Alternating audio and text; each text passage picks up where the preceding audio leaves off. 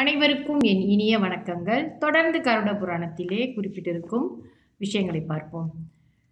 ஒரு ஜீவன் செய்த கர்மம் எப்படி அவனை அடைகிறது, மறு ஜென்மத்திலே கணக்காக அவனை அடையாளம் கொண்டு போய் சேர்கிறது அல்லவா? அது எப்படின்னு பார்த்தோம்னா, ஒரு பசு கூட்டத்தில் நிறைய பசுக்கள் இருக்கக்கூடிய இடத்துல ஒரு கண்ணுக்குட்டி தன்னுடைய அம்மா, அதாவது தாய் பசுவை கண்டு எப்படி போய் தன் அம்மாவிடம் மடியில் அது பால் குடிக்கிறதோ, எத்தனை ஆயிரம் பசுக்கள் இருந்தாலும் தன் சொந்த தாயை அந்த பசு கண்ணால் கண்டுபிடிக்க முடியும், அந்த கன்றுக்குட்டியால்.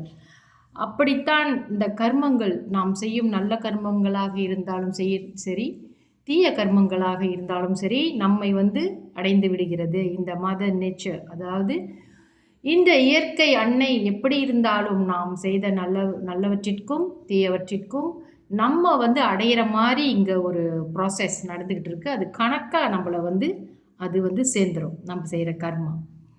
அப்போ நன்மை செய்தால் நன்மையாகவும், தீமை செய்தால் தீமையாகவும் நம்மை அடைகிறது.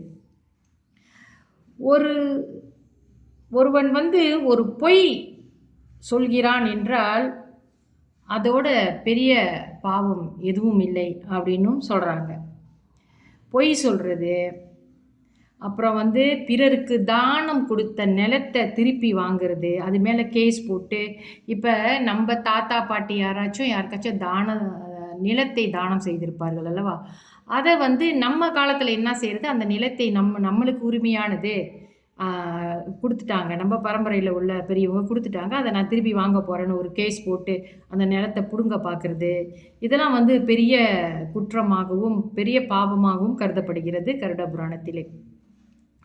உண்மை பேசுவதை பெரிய புண்ணியம் அப்படின்னு சொல்கிறாங்க. எப்பவுமே நம்ம உண்மை பேசுகிறது நமக்கு ஒரு பெரிய புண்ணியம் அப்படின்னு சொல்கிறாங்க.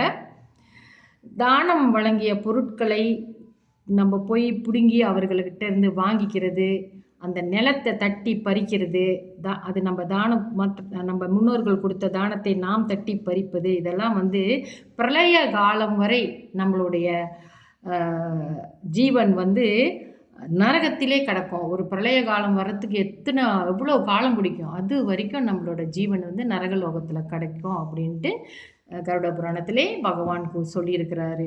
அடுத்தது நாளைய தொடர்ச்சியில் பார்ப்போம். இன்னும் நிறைய விஷயங்கள் இருக்குது, கொஞ்சம் கொஞ்சமாக நம்ம தெரிஞ்சுப்போம். நன்றி, வணக்கம்.